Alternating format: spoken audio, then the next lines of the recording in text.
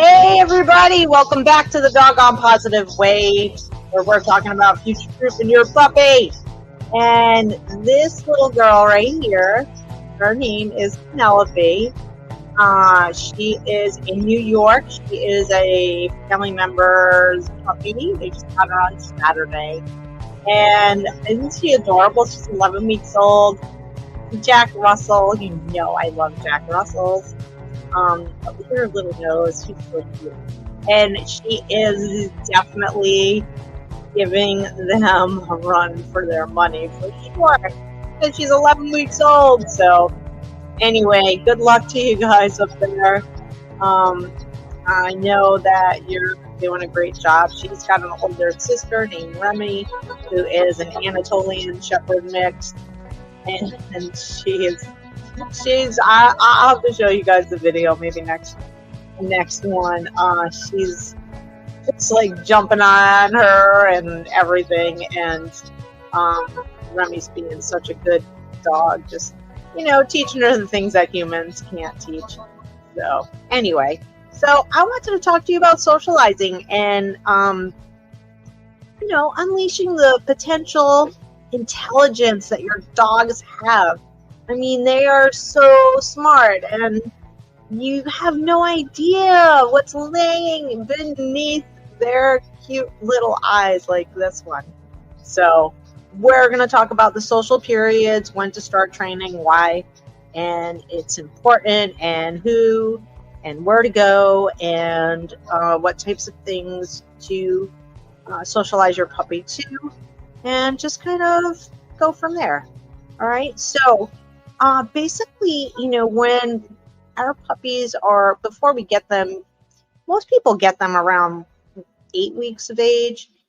Some more recently, I've seen people getting the puppies later, especially if they're getting them from a breeder. So yay for breeders for keeping them with, the mom and potentially dad for that time period and their litter mates, because it's really important that they are socialized very well. Now, I'm hoping that the breeder is doing all the socialization things that we're going to talk about. But when the breeder has them, and before we get them, the period that I'm talking about right now, it's a very sensitive time period for them. It's about 3 weeks of age to 3 months of age.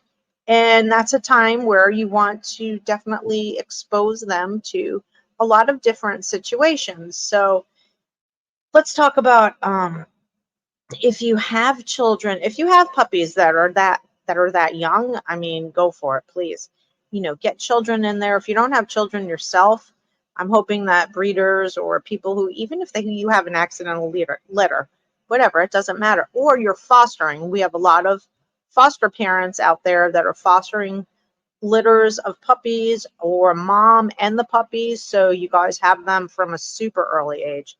You want to start doing these things straight away, definitely at 3 weeks of age.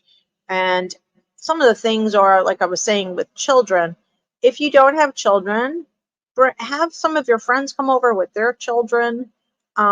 Maybe you can do something at a park with some other parents who have children, and you can expose the puppy to children. That's very, very important. Probably not at 3 weeks of age.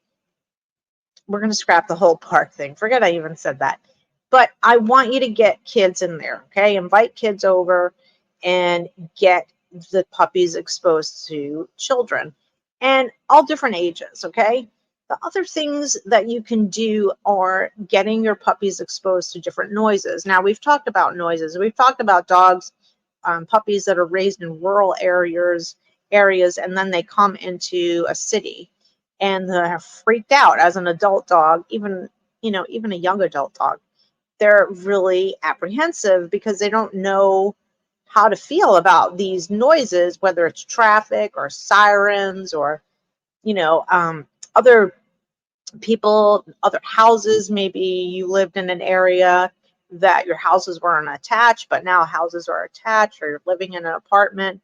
That happens a lot. Even if you're moving, sometimes people have to rent an apartment for 6 months, until they get into the new house. Like, that's real life. So, you can drive into a city, or you can go onto YouTube. There are recordings out there, like so many different videos, different sounds, thunderstorms, fireworks. Those are different things that you can expose your puppy to. Now, when you get your puppy, say you do get your puppy at 8 weeks of age, so you're, just shy of that 3-month period where that sensitive period kind of closes up. And, the where you're going to expose them to everything. Now they're going to go into, at about 3 months of age, they're going to start going into another period that I feel is super critical also. And again, we're exposing them to people. You're exposing them to male ladies, male men, male people, delivery people, FedEx people, grocery delivery people, service people. Even if you live alone, you can still get that exposure going, even if it's just the male person. Teach your puppy to be happy about the male person coming and have treats.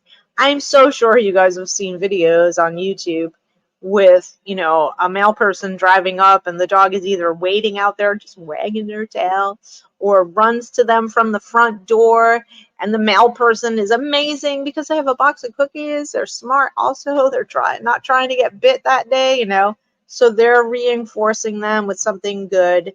And you can do that with your puppy. Okay, so you do have that opportunity to do that. You can do different things like with the noises, especially. You can't recreate the atmospheric pressure and changes that happen during a thunderstorm, but I really think it's important to recreate some of those noises by going on to YouTube and just searching for thunderstorm and wind. Like, if you live in in the middle of the country, a tornado alley, or in Florida, like I do, with the wind going on, it's kind of scary for me when we have a hurricane blowing through and you hear that whipping wind and that whistling sound, and it's like I feel like I'm in some horror movie or something, waiting for something to crash through the window. But those are really important things. Dropping things, dropping pans, opening an umbrella.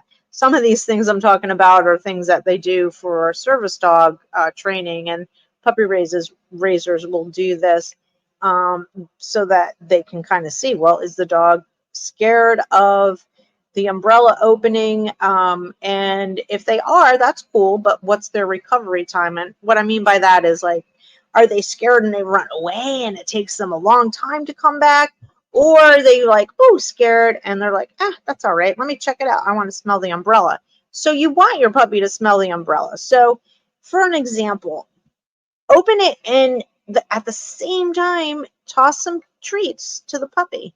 Really good treats, like something yummy, something soft. I like the Bill Jack training treats. I'm thinking about, I really like the small ones because I do a high rate of reinforcement, but man, your hands are going to get all gross and slimy. So, you can use some of the regular size ones also, or some cheese, or some low sodium hot dogs to reinforce. Let me just look at my notes here. The other things that I think is really important to expose them to as far as socializing is other dogs, right? Other puppies. Let's talk about other puppies first. Hopefully your puppy was around their litter mates, but let's say they weren't, or let's say they were a singleton. That does happen on occasion. So that's a completely different situation. You have one puppy that was born to this mom, all right? I really, really want you to find a great fear-free puppy class. And fear-free means they're not using force. They're not using alpha rolls. They're not using choke chains. They're not yelling. They're not using aversives, negative things on a puppy. And they're using things like food rewards or clicker training, flat collars, or off-leash training in a controlled environment that's set up specifically for puppies, and that they're all in the same age range, which is important because, like little Penelope here, little Penelope has like razor blades as teeth right now. They will shred you. And it's important that they learn from each other during play, some of that biting and mouthing and that play fight stuff that they do, which is really low level aggression, that they are with age appropriate dogs, because you don't want an adult dog necessarily, playing with, say they don't have good bite inhibition. An adult dog doesn't have good bite inhibition, and the adult dog can injure the puppy, and the puppy has a bad experience. So, and what bite inhibition means is that the dogs have control over how hard they're going to bite or use their mouth. And we know this because we see it all the time. I've experienced it. When you play fight with your puppy, even though I tell you not to do it, it is fun, and I do, and I'm a little guilty of it. But like when you go up to your dog and you're like, ah, and they open their mouth and, they're mouthing, but they're not leaving marks, or not puncturing anything, nothing at all, barely even making contact or no contact at all. That's bite inhibition. They can pick their puppies up and move them when they're little by the scruff of their neck, and relocate them. So there's a lot of control over their mouth. So I don't want you to take a risk. If another puppy has crappy bite inhibition, it's okay, because they have puppy teeth and they will hurt the other puppy. Granted, I know, but it is puppy teeth. It's like kind of like fair play, so to speak. And then the other puppy will cry, and then hopefully the puppy that just bit the other puppy will back off. Sometimes that doesn't happen. So in a training controlled environment, your trainer should help you learn how to redirect your puppy and not have that puppy turn into just like a little terrorist of rah, rah, rah, just going and not letting up on a puppy that is a little bit more relaxed and not like into hard play or whatever. Okay, because some puppies, just like humans, we all have different temperaments, and so do our puppies. So age appropriate teeth is important. A controlled environment. I would hope that the class has off-leash play time for your puppies, and that they take breaks. If it's an hour-long training, you should be taking breaks maybe every 5 to 10 minutes. Some of those breaks really need to be off-leash. That's what I love to see. That's what I did in all of the group class training puppies. They were 8 weeks to 4.5 months of age. And so they were all in that same little range. Of course, the older puppies that were like around 3.5, 4.5, obviously they're getting their adult teeth, they're are coming into their mouth. So of course you watch that as you go, and you have to use common sense. Okay.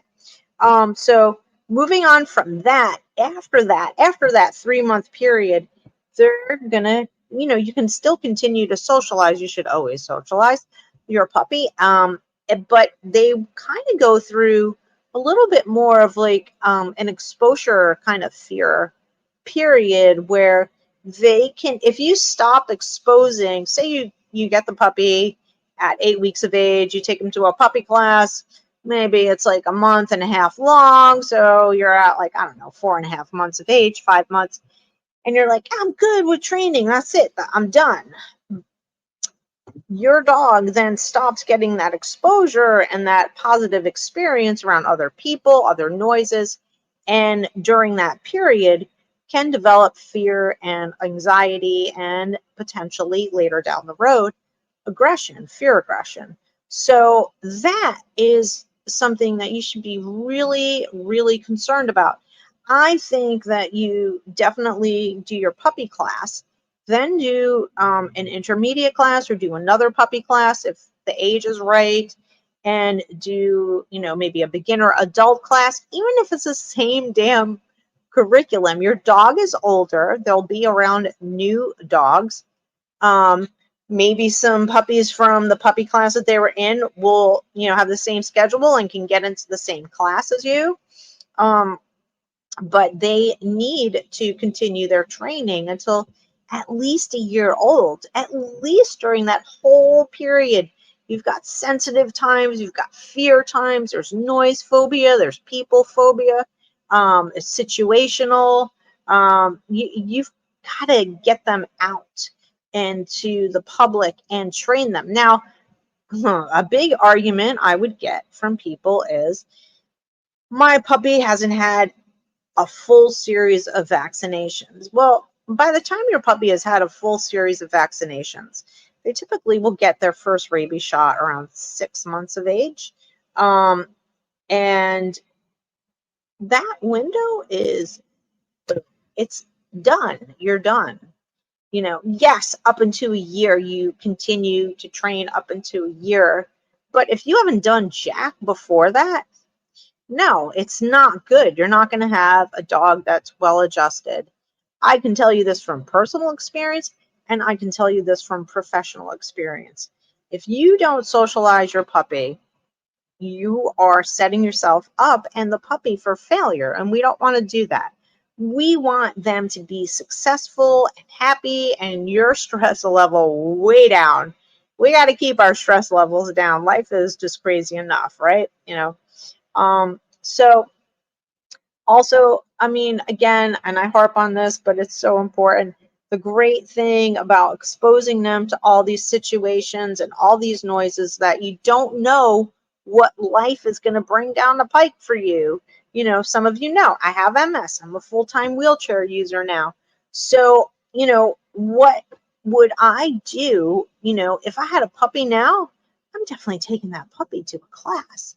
We're going to puppy classes. The puppy is going to go to a daycare of my liking, of course, that has training protocols in place. And I'm taking the puppy to as much training as possible, because, getting back to, you don't know what life is going to come down the pike at you. I did see that was a little ADHD thing, a little off track. But I had no idea, that I was going to get, diagnosed with MS in my early 30s. Who the hell knew that? I didn't sure know that. So I've had my dogs all through, my daycare and all my training classes and et cetera, et cetera. And now eventually I'm going to get a puppy, and I need to get that. I don't have my facility, right? I don't have a shop. I'm not running my daycare anymore. So I need to provide for my puppy, and I'm going to be doing the same damn thing you guys are doing. I'm going to classes. I'm going to travel with my puppy. I am going to have people come. I do have people. I'm social, so people come over a lot. But, it's really important that the puppy gets exposed to everything and everyone. Okay, so remember that, and it's important because, gosh, it just makes life so much easier. Like, how much easier it was for me, especially like with Rufus and Scrapman and even Talu, as my body began to change and things were starting to happen differently in my life. It really made a difference having well-trained dogs. Trust me. Yeah, trust me. So we talked about the best place to do it. Of course, a good controlled puppy class. But where else? Where else do you think would be good? I like to say to my clients, why don't you go to your vet's office? And you just go and you sit in the lobby and then you leave. Or you can go and say, hey, and find out from them if they have a lull where you can go in and just weigh your dog. Or how's about doing some nail trimming? Um, Anything that's going to expose them and give them a positive experience at the vet while they're babies, while they're Penelope's age. And as far as waiting until they have all their vaccinations, you know, dogs statistically, and I'm not a big statistic person, but honestly, I'd rather have a dog take a little bit of a risk, a puppy, an owner take a little bit of risk and go to a class. You should have at least one round of shots on board and get your puppy out there. Don't go to dog parks because you're exposing them to a lot of different diseases, a lot of different dogs. So it's not a controlled environment. Control your environment. Go to a puppy class where they do require vaccinations. At least 1-2 rounds of vaccines should be on board when you're training your puppy. Are they all? Is it complete? Do they have their rabies? No, they don't. But if you wait until then, hello, windows close. We don't want those windows to close. Let's open the windows, unleash the potential of your puppy, and start training them. Okay. Let's see what they're good at too. Some of you might want to continue training and do agility. Or lure coursing where they chase a plastic bag, dock diving, freestyle dance, trick training. Your dog might be awesome, and you might want to pursue other things like commercials with your pet, advertising, photos. It's endless. And so if you have a well-behaved dog and you laid all this foundation down in the beginning, you have just a solid foundation of knowledge with your puppy, and I'm telling you, it's great. I loved being able to travel anywhere and everywhere with my dogs. Have them go to hotels with me, have them go on television sets with me, have them go in all different studios, radio studios, TV studios, airplanes, airports, trains, everything. Seriously, elevators. That's always fun. Trolleys. I've done a lot of traveling. Driving from Florida to New York, that can definitely be something that could be a big thing because with your puppy, I want you to have them on a feeding schedule so that you can stop at a rest area on the road and feed your puppy no matter what time it is, because your puppy knows that when that food bowl goes down, it's time to eat. Yeah, sure, you want to keep them on a schedule, but if life happens and you have to evacuate, or you get sick, or somebody's sick, or whatever happens, or you're just running late, or maybe you just don't feel up to it completely that day to be like right on time, maybe you want to feed them earlier. Sometimes I feed the puppies, our dogs, Bella and Troy, at like 4 o'clock. Typically they're fed around 6, but I have a window in which that I feed them, and that's helpful because it gives me flexibility in my schedule, and they're used to it, and it's just nice to have that flexibility. And they know food bowl goes down, you eat. If you don't, Troy has done this as an adult dog, especially when we fed kibble. Oh, actually, only when we fed kibble, he would save some or not finish it because he was too preoccupied with whatever was going on out here. I feed him in the bedroom or in the bathroom, so that I've got management with him and Bella. And, he's like, I'm not going to eat it all.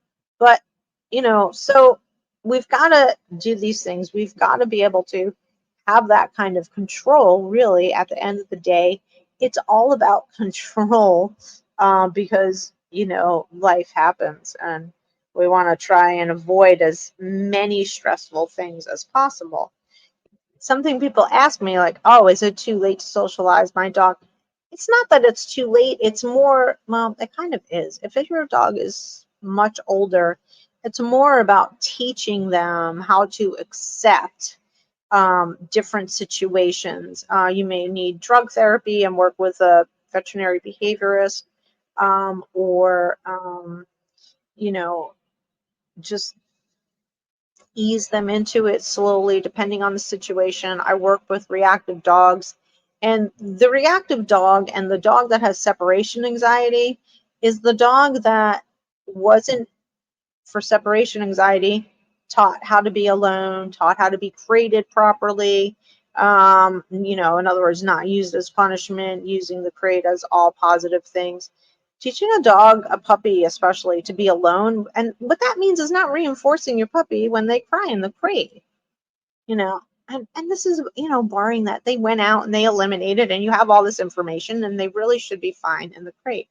Don't take them out when they're whining in the crate, because you're reinforcing behavior, and you're also setting them up later down the line for separation anxiety. Troy has separation anxiety. It's not fun having a dog with separation anxiety. It is not fun for them. They are destructive. They can get injured. So, we have to remember these things with our puppies, okay? So, let's see. What else do I want to tell you guys? And one thing that I like as a really good resource, there's some really great authors out there, veterinary behaviorists. Dr. Ian Dunbar, he's got a great puppy book. I think it's called Puppy Primer.